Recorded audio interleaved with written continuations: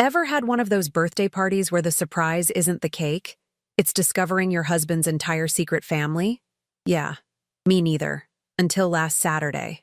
I'm Petra Vaughn, 35 years young as of 3 p.m. on June 14th, and I was standing in my perfectly manicured Scottsdale backyard, watching my husband's face drain of all color faster than our neighbor's pool loses water in July. The woman standing at my gate, blonde, petite, holding a 4-year-old boy who had Tyson's exact nose, that distinctive Vaughn hook that his mother always said was distinguished, just asked the question that makes every wife's stomach drop into their overpriced patio furniture. Are you his wife? Because he told me he got divorced 3 years ago. The spatula fell from Tyson's hand, literally just clattered onto the flagstone like his entire existence was buffering. 63 people, I counted later when I was stress-eating sheet cake at 2 a.m., went silent. My sister Blythe grabbed my arm so hard I had bruises later that spelled out, "What the actual hell" in finger marks. My mother-in-law Lorraine dropped her 3rd glass of Pinot Grigio, which honestly was just foreshadowing for how the rest of her precious son's reputation was about to shatter. The kid, Quentin, wearing a Cardinals jersey that Tyson definitely bought because my husband doesn't shut up about football, looked around at all of us with those huge brown eyes and said, "Daddy? Is this the other house you told me about?" Daddy. That word hung in the desert air like a conviction. Let me back up for exactly 8 seconds, which is how long it took for my brain to process that my entire marriage was apparently a side gig. That morning had started so normal it was almost offensive. Tyson made me breakfast, avocado toast, extra everything seasoning, the kind of performative husband behavior that should have been a red flag wrapped in sourdough. He'd been so apologetic about missing my actual birthday 3 days earlier because of a crucial client meeting in Tucson. The meeting that apparently involved tucking in his secret son and lying to 2 different women about his marital status. "Babe," he'd said, kissing my forehead while I scrolled through the neighborhood Facebook drama about someone's political yard sign. "Today's gonna be perfect. I promise."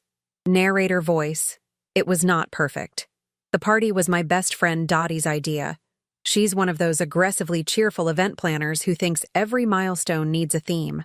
This one was Petra's poolside paradise, complete with tropical decorations that cost more than my first car and a taco bar that my HOA president Greer later described as excessively festive. 70 people RSVP'd yes. 63 showed up. 1 showed up specifically to detonate my life. I'd spent the morning doing that thing where you clean your already clean house because people are coming over. Tyson manned the grill, playing his role of successful suburban husband with the dedication of a method actor.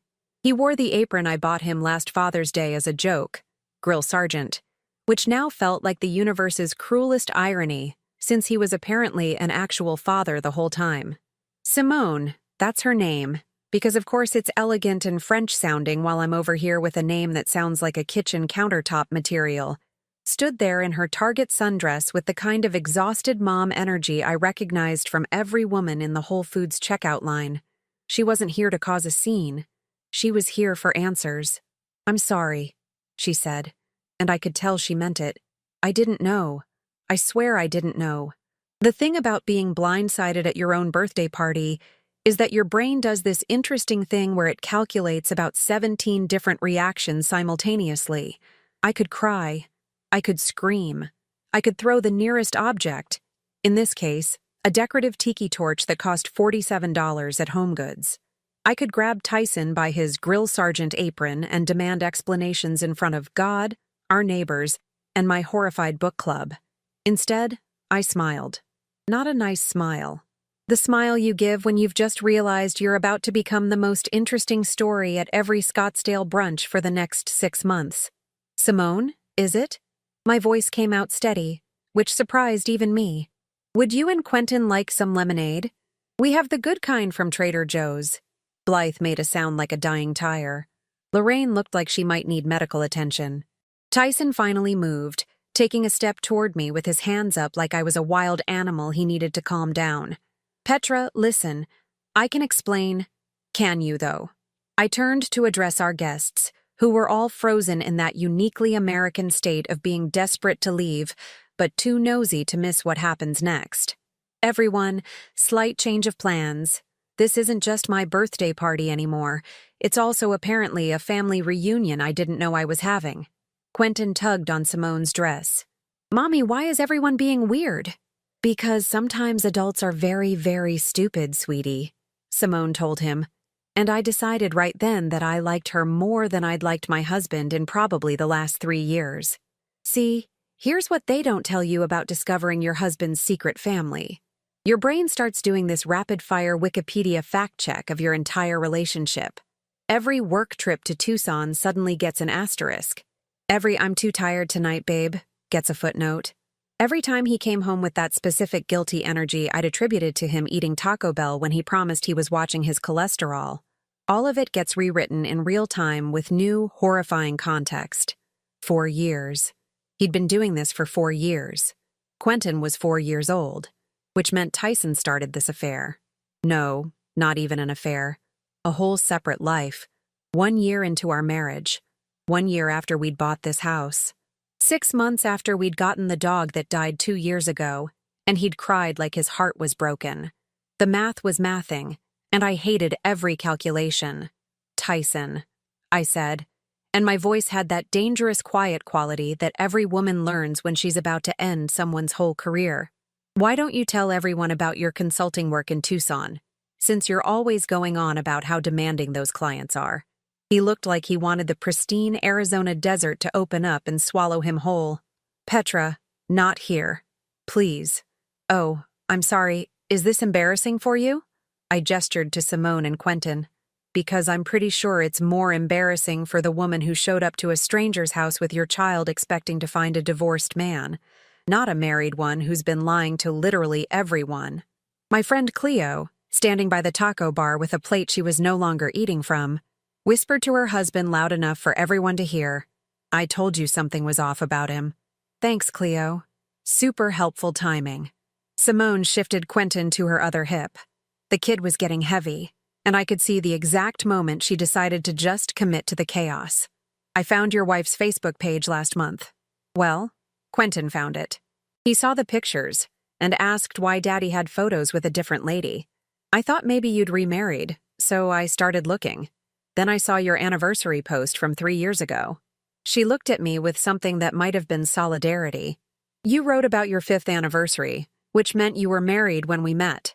The crowd was riveting. This was better than the neighborhood 4th of July drama when the Hendersons' fireworks display set fire to their shed. He told me he was divorced, Simone continued, and her voice cracked just enough to make it real. He showed me pictures of this house and said it was where he used to live with his ex-wife. He said you'd gotten the house in the divorce and he was staying with friends when he wasn't traveling. I thought I was dating a guy who was rebuilding his life, not destroying someone else's. Lorraine finally found her voice. Simone, surely there's been some misunderstanding. Mom. Tyson's voice was hollow. Don't. And that's when I knew. That single word confirmed everything. No denial. No explanation. Just don't. 8 years. 8 years of marriage. And this was how it ended. Not with a confession or a tearful admission or even a decent fight. With a 4-year-old in a football jersey asking why everyone was being weird, and a woman I'd never met apologizing for not knowing she was the other woman, except plot twist. I was apparently the other woman in my own marriage. Blythe was crying now. Actual tears, which meant this was officially worse than when our dad forgot her college graduation. My other friends stood in clusters, phones probably already open to their group chats, fingers poised to send the text that would make me Scottsdale's most talked-about divorcee by sunset. So, I said, walking over to the drink station where we'd set up that fancy beverage dispenser I'd bought specifically for Instagram-worthy party pics. Here's what's going to happen. Simone, you and Quentin stay. Have some food. The taco bar is actually incredible, and you look like you drove a while to get here. Petra, Tyson started. You, I pointed at him with the ladle from the sangria pitcher, are going to stand there and be quiet while I make a phone call. Everyone else, please continue enjoying the party. The cake is from that bakery downtown that charges obscene amounts but is worth every penny, And I'll be damned if we let it go to waste because my husband is a lying, cheating, secret family-having cliché. I pulled out my phone, scrolled to Melinda's contact. Melinda Caldwell, divorce attorney, my book club friend, who'd always joked that I should keep her number handy, just in case. She answered on the second ring. Petra! Happy birthday! How's the party? Mel, I need you to bill this as a consultation starting now. I put her on speaker. Arizona's a community property state, right? The party had gone from poolside paradise to legal proceedings in under 10 minutes. Honestly, that might be a record. Melinda's voice came through the speaker with that particular brand of professional concern that lawyers perfect. Petra, what's going on? My husband has a 4-year-old son I didn't know about, with a woman who thought he was divorced. We're at my birthday party. There are witnesses, approximately 63 of them. I looked directly at Tyson. Can you be here in 20 minutes? I'm grabbing my keys now. The silence in my backyard was so thick you could have served it alongside the guacamole. Quentin had started playing with one of the inflatable flamingos in the pool, completely oblivious to the adult disaster unfolding around him. Petra, baby, please.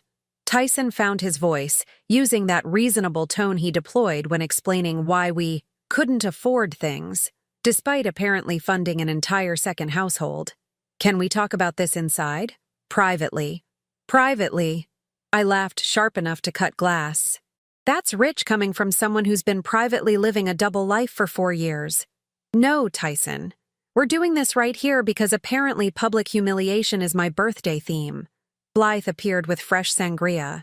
Drink this. You're gonna need it. I'm gonna need an entire vineyard. The mango-pineapple blend I'd perfected yesterday tasted like Betrayal with a hint of citrus. Lorraine recovered enough to approach Simone, her country club manners barely holding. Young lady, I'm sure there's been some confusion. My son would never— Your son did. Simone cut her off with steel in her voice. For 4 years, Lorraine. He came to Tucson twice a month. He met my parents. He came to Quentin's birthday parties. He helped me pick out a car last year. She turned to Tyson with disgust. You told me your ex-wife kept the Audi in the divorce. That's her car in the driveway, isn't it?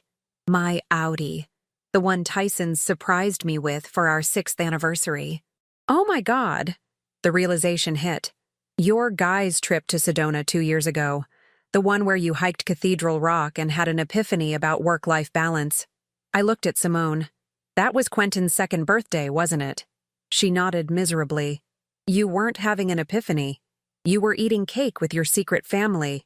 My friend Marin stage whispered to her husband, This is literally insane. Believe it, Marin. Real life is a soap opera, and I'm the naive wife who didn't notice her husband was living in a different zip code twice a week. Tyson stepped toward me. I stepped back. Don't.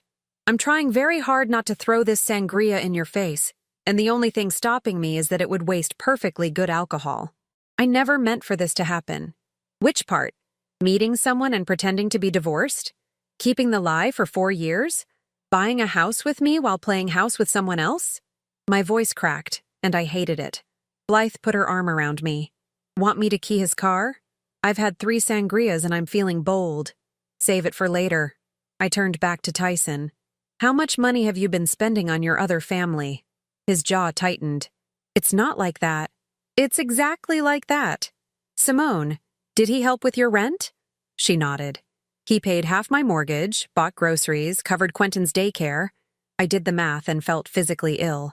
That's why we couldn't afford the kitchen remodel. That's why you freaked about Italy for our anniversary. You were paying for 2 households while I meal prepped like an idiot to save money. The financial stuff we can work out. Work out? You committed fraud, Tyson. You lied to the IRS, because I'm guessing you didn't claim Quentin on our joint returns. There's no working out here. Lorraine found her voice. Petra, surely we can discuss this rationally. Rationally? Your son has a secret child, Lorraine. I turned to her with all the venom I'd stored from 8 years of her passive-aggressive comments about my career and my failure to produce grandchildren. All those times you asked when we'd finally have kids, turns out he already had one. You're a grandmother. Surprise! Lorraine looked at Quentin, now sitting by the pool with his feet in the water. The resemblance was undeniable. Tyson's nose, Lorraine's eye shape, the Vaughn family cowlick. "Oh my God," Lorraine whispered. "He looks just like Tyson at that age." Tyson's father, Sterling, who'd been silent, finally spoke. "Son, what the hell were you thinking?" "I don't know, Dad." "You don't know?" I repeated. "You maintained 2 relationships for 4 years and you don't know?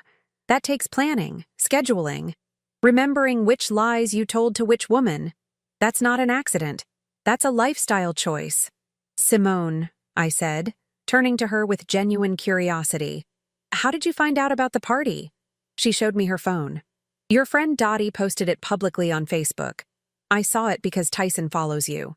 I clicked on your profile, saw all your couple photos, and realized he'd been lying about everything." Dottie looked mortified. "Petra, I'm so sorry." "Don't be. You accidentally exposed a cheating liar. That makes you a hero." I took another sip. "How long did you know before showing up today?" "About 2 weeks. I was trying to figure out how to approach it. Then I saw the party invitation and thought, maybe I needed witnesses so he couldn't lie his way out." Simone's eyes filled.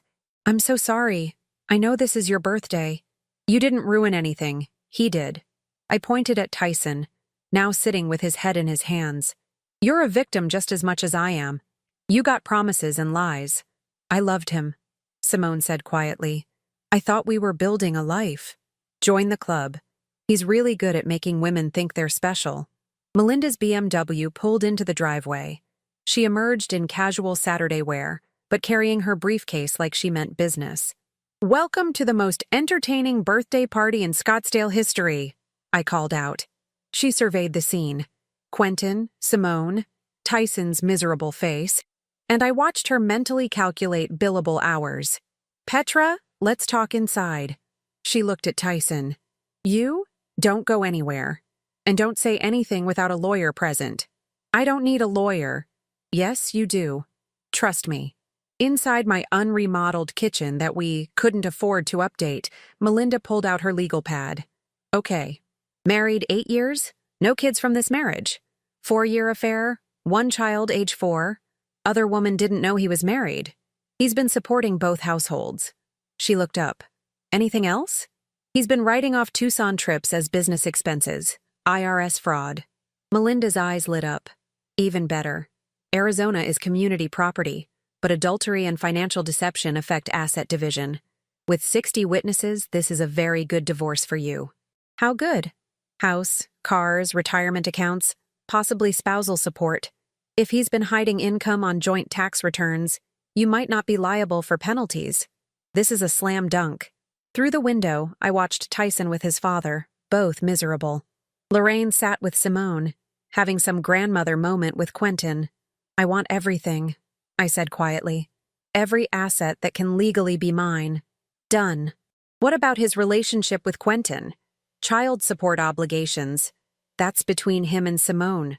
I just want out with everything I'm entitled to." "How fast?" "With this evidence? 4 to 6 months, maybe faster if he doesn't contest." She squeezed my hand. "You're going to be okay. Better than okay." I looked at my backyard, at the party that was supposed to celebrate my 35th year, now the beginning of my new life. The decorations fluttered in the desert breeze. The expensive cake waited for a birthday girl who'd never blow out candles the same way again. But maybe that was okay. Maybe this was exactly the birthday surprise I needed.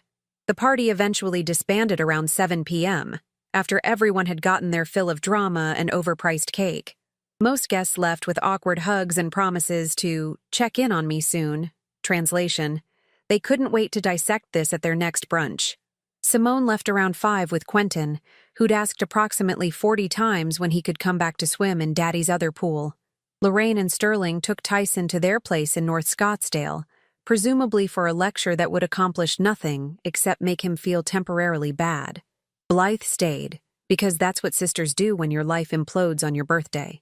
We sat on my living room floor surrounded by the debris of my marriage, party decorations, half-eaten appetizers, and my complete and total denial from the last 8 years. "So," Blythe said, refilling our wine glasses, "what's the plan? Burn everything he owns and salt the earth?" "I meant legally. but I'm down for arson as plan B. I laughed, and it felt good. Real. Melinda said 4 to 6 months for the divorce. Arizona's a no-fault state, but his financial deception gives us leverage. I get the house, my car, half his retirement, possibly spousal support. What about his stuff? Like his clothes and his stupid golf clubs and that collection of vintage concert t-shirts he thinks makes him interesting? Tomorrow I'm packing everything into garbage bags and leaving them on the driveway. Very mature, very therapeutic. That's my girl. Blythe clinked her glass against mine. You know what you need to do first thing Monday? Hire a therapist and day drink? Change all the passwords. Bank accounts, streaming services, the HOA portal, everything. Lock him out of your life digitally before you do it physically. She was right. Tyson knew every password I had. We'd done that couples thing where you share everything because you're building a life together. Except he'd been building 2 lives, and I'd been the idiot who gave him complete access to mine. Sunday morning, I woke up on my couch with a wine headache and a text from Melinda. Meeting tomorrow, 9 a.m. my office. Bring all financial documents, bank statements, tax returns, investment accounts, credit card bills. Everything from the last 5 years. I spent the entire day in my home office. Tyson's home office, technically, but not for long. Going through files. That's when I found it. A folder labeled TCS Consulting buried in his desk drawer. Inside, invoices, receipts, and a whole paper trail of his lies. TCS apparently stood for Tucson Consulting Services, a business he'd created 3 years ago. Except these weren't real invoices. They were fabricated documents he'd been using to justify his Tucson trips and expenses. But here's where it got interesting. He'd been writing off these business expenses on our joint tax returns. Hotel stays in Tucson, dinners, even a portion of Simone's rent listed as satellite office space. Tyson had been committing tax fraud, and my name was on those returns. I called Melinda immediately.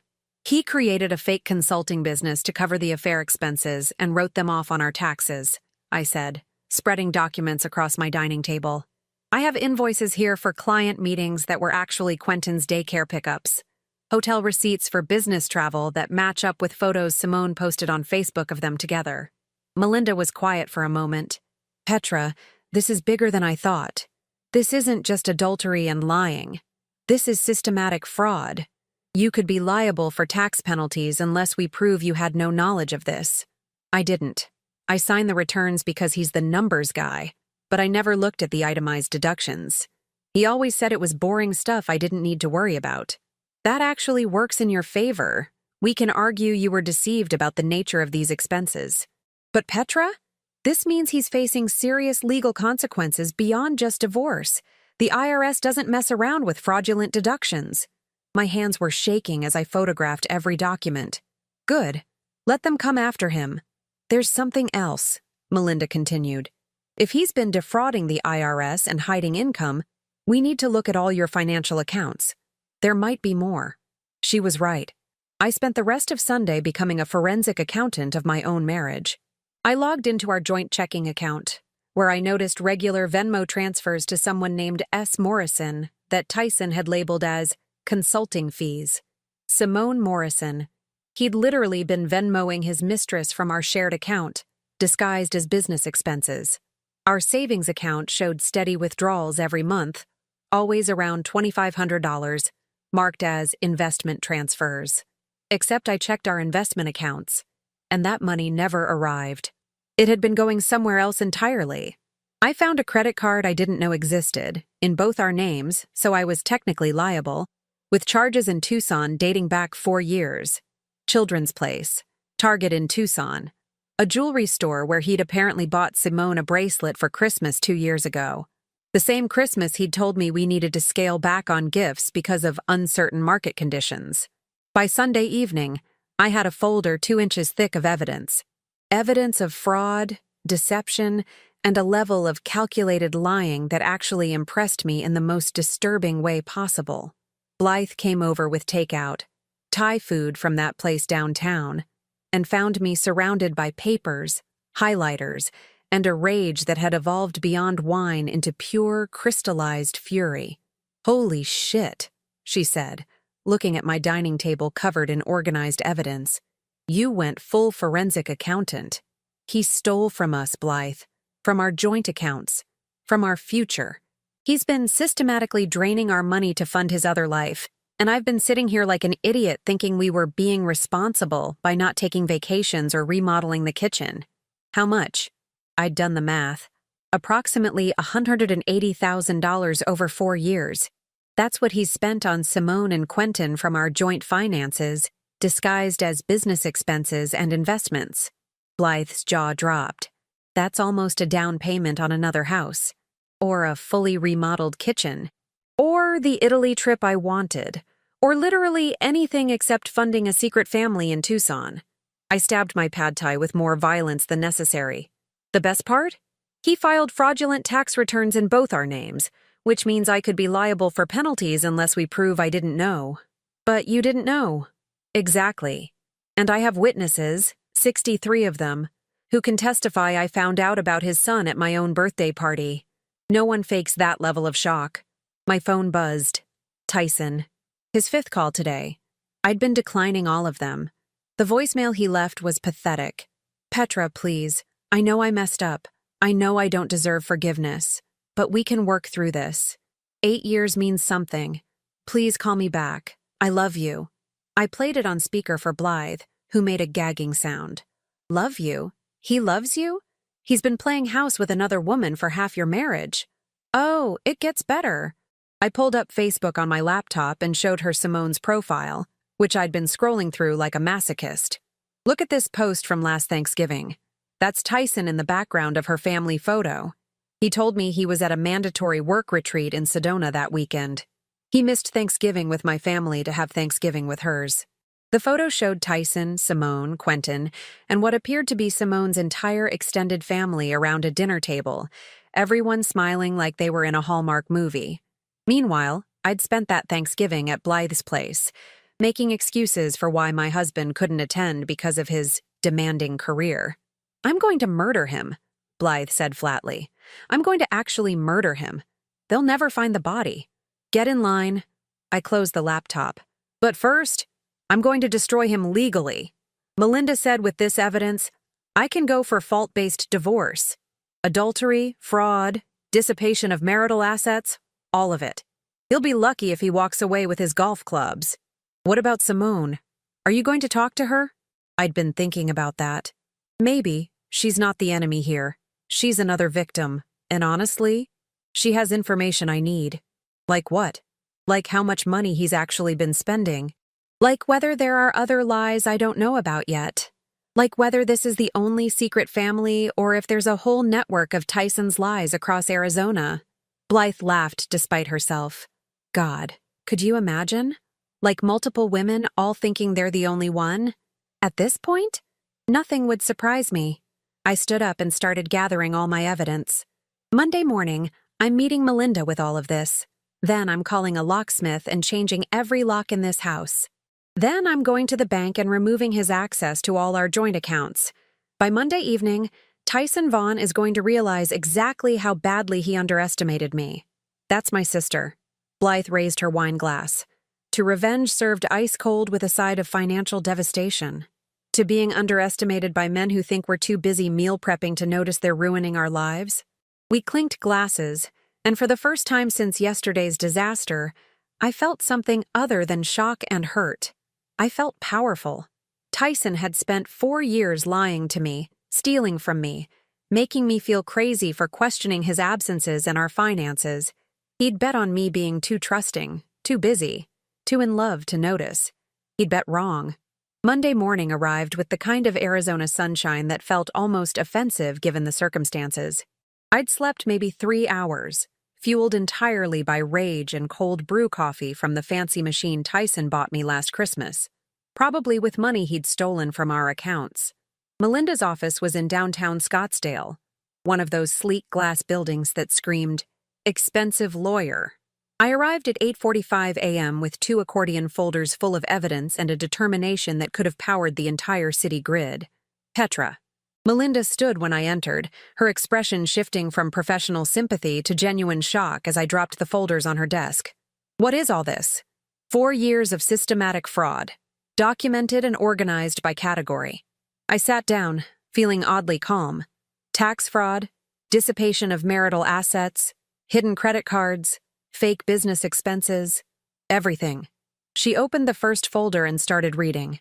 I watched her face cycle through surprise, anger, and what I could only describe as predatory lawyer joy. He created a fake consulting business to write off affair expenses on your joint tax returns, she said slowly, holding up the TCS consulting documents. Petra, this is actually perfect.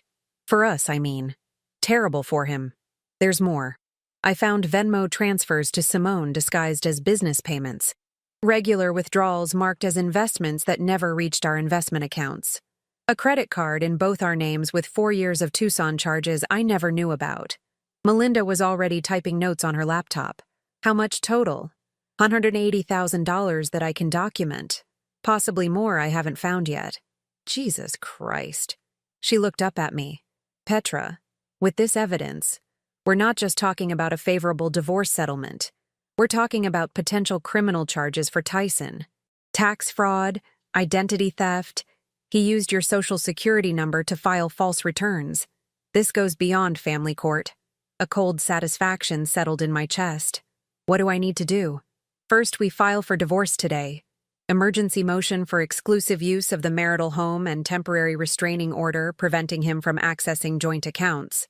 Second, we report the tax fraud to the IRS. Third, we contact the Arizona bar. Wait, is Tyson licensed to practice anything? No, he's just in sales. Medical device sales.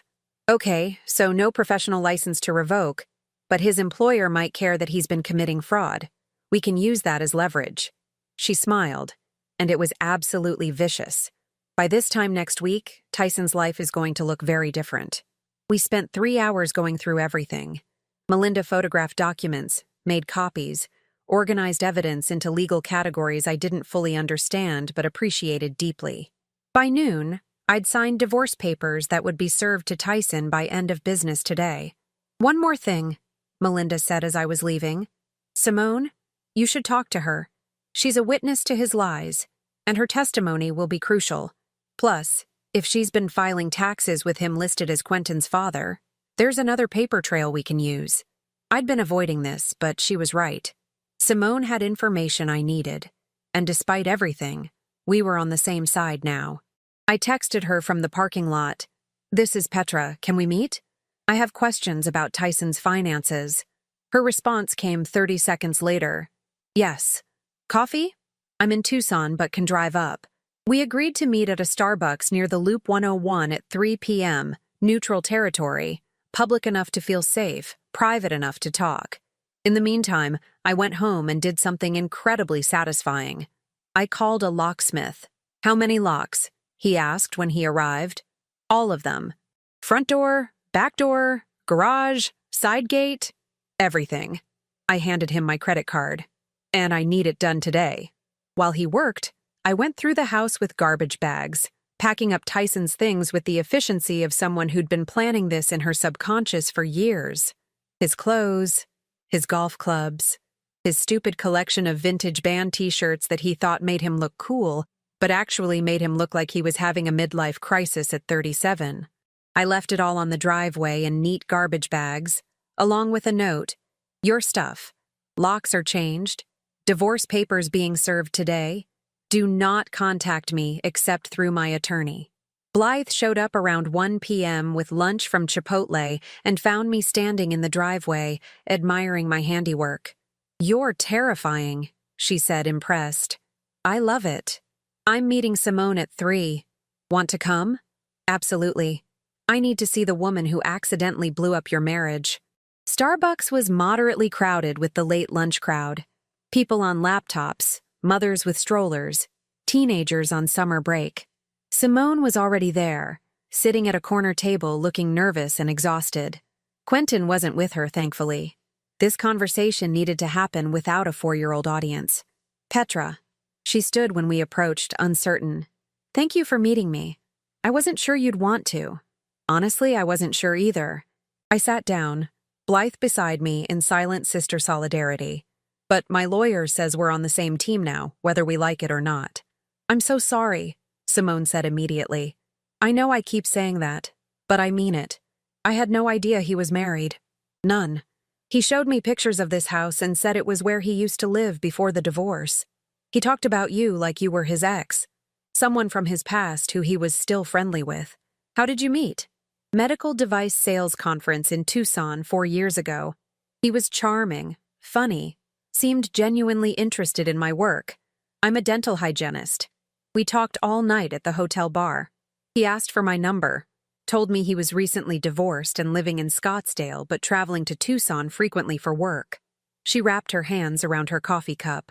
I should have seen the red flags. The way he never wanted me to visit Scottsdale. How he always had excuses for why I couldn't meet his friends or family right away. But I was lonely, and he was convincing. When did you get pregnant? 6 months after we met. He was happy about it, said he'd always wanted to be a father. He came to doctor's appointments, helped me set up the nursery, was there when Quentin was born. Her voice broke. I thought we were building a life together. I thought eventually we'd get married. Blythe, who'd been quiet until now, leaned forward. Did he give you money? Like, regularly? He paid half my mortgage, around $1,500 a month. He covered Quentin's daycare, which is $800 a month. He bought groceries, paid for things Quentin needed. I thought he was just being a good father and partner. She looked at me with something like horror. That was your money, wasn't it? Money from your joint accounts. Yeah, about $180,000 over 4 years, actually. He disguised it as business expenses and fake investments. Simone turned pale. Oh my God. Petra, I would never have… If I'd known? I believe you. And surprisingly, I did. You're a victim in this too. He lied to both of us, just in different ways. What happens now? To Tyson, I mean. I pulled out my phone and showed her the email Melinda had sent me during lunch. Divorce papers being served at his parents' house at 5 p.m. Emergency hearing scheduled for next week to freeze assets and grant you exclusive use of marital home. Also contacted IRS Fraud Division. They're interested. He's being served with divorce papers today. My lawyer filed an emergency motion to freeze all our assets and remove his access to our accounts. And we're reporting the tax fraud to the IRS. Simone was quiet for a long moment. He's going to lose everything. He already did. He just doesn't know it yet. I leaned back in my chair. I need to ask you something, and I need you to be honest. Are there any other women, any other secret families I should know about? No. God, no. I've been going through his phone records. He left his old phone at my place when he upgraded last year. It's mostly just calls and texts between us, you, his parents, and work contacts. If there were others, I'd tell you. That was something, at least. One secret family was more than enough. What are you going to do? I asked her. About Quentin and child support and everything? My lawyer, I hired one yesterday, says I should file for child support through the state. Tyson's still his father, regardless of everything else. Quentin deserves financial support. She met my eyes. I'm not trying to take anything from you. I just want what's fair for my son. That's reasonable. And honestly, the more child support you get from him, the less money he has to try to fight me in divorce court. We're accidentally on the same team. Blythe snorted.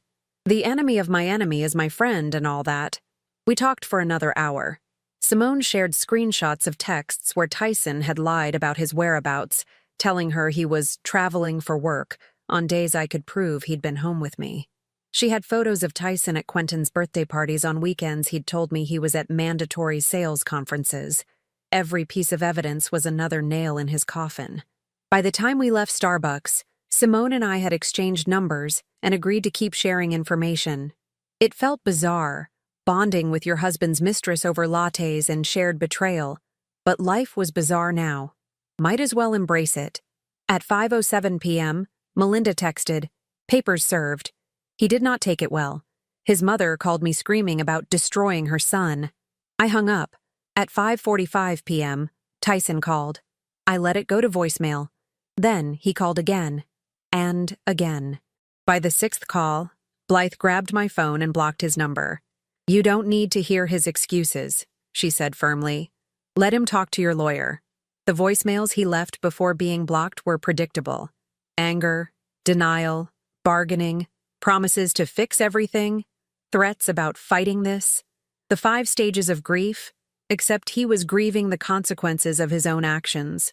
10 days later, the emergency hearing was almost anticlimactic. Tyson showed up with a lawyer who clearly hadn't prepared adequately for the mountain of evidence against him. Melinda presented the folder of fraud. The judge's eyebrows climbed higher and higher, and within 40 minutes I had exclusive use of the house, and all joint accounts were frozen pending full divorce proceedings. Tyson looked destroyed. His expensive suit couldn't hide the fact that he'd lost weight, wasn't sleeping, and was finally understanding that actions have consequences. "Petra, please?" He tried to approach me in the hallway after. His lawyer physically held him back. "Please, can we just talk?" "No," I said simply. "Talk to my lawyer. That's what I pay her for." The IRS investigation opened officially 3 days after the hearing. Melinda got a call from an agent who said they were very interested in Tyson's creative accounting practices. Apparently, fraudulent business deductions were their specialty, and they took it personally. By the end of that month, Tyson had lost access to our house, our money, and his comfortable life. His parents weren't speaking to him after Lorraine realized she had a grandson she'd never met, because her son was a pathological liar. His job put him on administrative leave pending the outcome of the fraud investigation. Turns out medical device companies don't love employing people under IRS investigation. Simone filed for child support, which meant Tyson now had legal financial obligations to 2 households on a suspended income. And me? I was sleeping in my own house, in my own bed, with locks he couldn't open and accounts he couldn't access. For the first time in 8 years, everything that was mine was actually mine. The satisfaction was better than any birthday cake. 6 months later, I'm sitting in my newly remodeled kitchen, the one we couldn't afford, drinking coffee from a mug that says, "Nevertheless, she persisted," that Blythe gave me as a divorce finalization gift. The marble countertops gleam in the morning light, and I can't help but smile at the irony. Turns out we could afford it all along. We just couldn't afford it while Tyson was funding a second life in Tucson. The divorce finalized last week. I got the house, my Audi, 70% of Tyson's retirement accounts, and 3 years of spousal support. The judge was particularly unimpressed with his creative accounting practices, and Melinda's presentation of evidence was, in her words, better than Christmas morning. Tyson got his clothes, his golf clubs, and a payment plan to the IRS that'll keep him busy until he's 50. The tax fraud investigation resulted in $47,000 in penalties and back taxes, plus interest. His medical device sales company terminated him after the criminal charges were filed. Apparently, healthcare companies have ethics clauses about fraud. Who knew? He's living in a 1-bedroom apartment in Tempe now, working as a sales associate at a car dealership, trying to rebuild his life from the ground up. I know this because Lorraine occasionally sends Blythe guilty text messages asking about me. And Blythe, bless her, forwards them with commentary like, "Your former MIL is still a mess." Lorraine and Sterling, to their credit, eventually came around. After the initial shock and denial wore off, they realized they had a grandson they wanted to know. They're part of Quentin's life now, which Simone allows with supervised visits. Apparently, Sterling told Tyson he was deeply disappointed in him, which in stern father speak is basically being disowned. Simone and I meet for coffee sometimes, which would sound insane to anyone who didn't live through what we did. We bonded over shared betrayal and the particular kind of rage that comes from realizing you've been systematically lied to by someone you trusted. She's dating again. A dental equipment salesman she met through work who's apparently boringly honest and obsessed with his 2 golden retrievers. It sounds perfect. Quentin asks about me sometimes, Simone says. The lady with the nice pool. I told her if she ever wants to bring him over for a swim, she can. It's not his fault his father is a disaster in human form. Plus, the kid is objectively cute, and I've got this massive pool that should get used by someone. I never did that Italy trip, by the way. Instead, I went to Japan for 3 weeks by myself, something I'd wanted to do since college but never had the time or money for. Turns out, when you're not funding a secret family, travel gets a lot more affordable. I ate incredible ramen in Tokyo, saw temples in Kyoto, and spent a week in Osaka doing absolutely nothing but reading books and eating my weight in street food. I didn't think about Tyson once. Okay, maybe once, when I was eating the most expensive sushi of my life and thinking about how he used to say, we needed to be practical about spending. Practical. While he was Venmoing his mistress from our joint account. Work has been good. Great, actually. I got promoted to senior marketing manager 3 months ago. Turns out I'm significantly more productive when I'm not constantly anxious about why my husband is too tired, or too busy, or too traveling to be present in our marriage. My boss said I've really come into my own this year, which is corporate speak for wow, you seem much happier now that you're divorced. The book club still meets every month, though the first meeting after the divorce was basically just everyone getting drunk and celebrating my freedom. June tried to be delicate about it, but Dottie just straight up brought champagne and a cake that said, "Congratulations on dumping the trash." They're good friends. Chaotic, but good. My dating life is, well, it exists, which is more than I expected 6 months ago. I'm not looking for anything serious. Honestly, the idea of trusting someone again makes me want to break out in hives, but I've been on a few dates. Mostly disasters. One guy who was nice but boring, and one promising second date scheduled for next week with an architect named Brooks who seems emotionally available and has never been married. Low bar, I know, but I'm working with what I've got. The weirdest part of all this? I'm happy. Like, genuinely happy. Not pretending everything is fine, happy, or maybe if I ignore the problems they'll go away, happy. Actually happy. I wake up in my house, and there's no anxiety about where Tyson is or who he's with or what lies he's telling. My money is my money. My time is my time. My life is my life. Sometimes I see posts from Tyson's friends on social media, the ones who took his side or tried to stay neutral, and they look miserable, struggling with their own relationships, complaining about their partners, posting passive-aggressive quotes about communication and trust. I don't feel superior exactly. More like grateful. Grateful that I found out when I did, before I wasted another 8 years, before we had actual kids together, before I was 40 and starting over instead of 35. Blythe asked me recently if I ever missed him. Not the lying, cheating version, but the version I thought I married. The guy who made me avocado toast and kissed my forehead and promised forever. I thought about it honestly. No, I told her, because that guy never existed. It was all performance. The real Tyson is the one who could look me in the eye every day while maintaining an entire second family. That's who he always was. I just didn't know it yet. She nodded, satisfied. Good, because I was prepared to stage an intervention if you said yes. The house feels different now. Lighter. I repainted the bedroom, replaced furniture, changed everything that reminded me of him. The guest room is now my home office. The garage has my stuff in it, not his golf clubs. The refrigerator has my weird kombuchas and expensive cheese that he used to complain about. I'm relearning who I am without being defined by marriage, by partnership, by the constant low-level stress of being lied to. Turns out I like vintage vinyl records. I'm really good at pottery. Took a class and discovered I have actual talent. I enjoy mornings alone with coffee and silence more than I ever enjoyed mornings navigating around someone else's mood. Last week I got a Facebook friend request from a woman named Cleo Morrison, Simone's sister. She sent a message with it. "Simone talks about you all the time.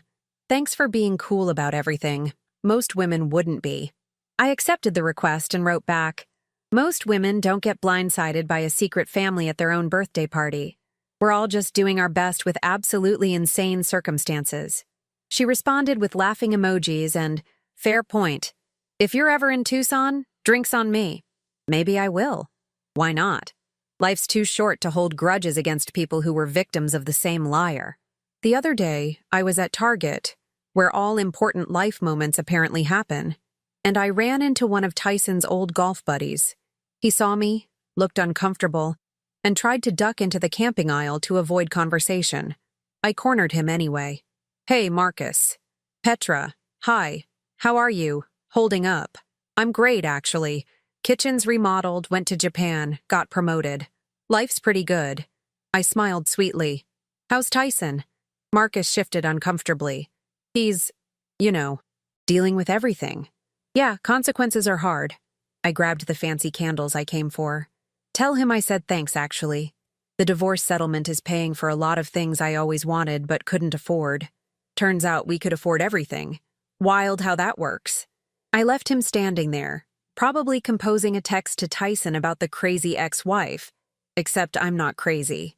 I never was.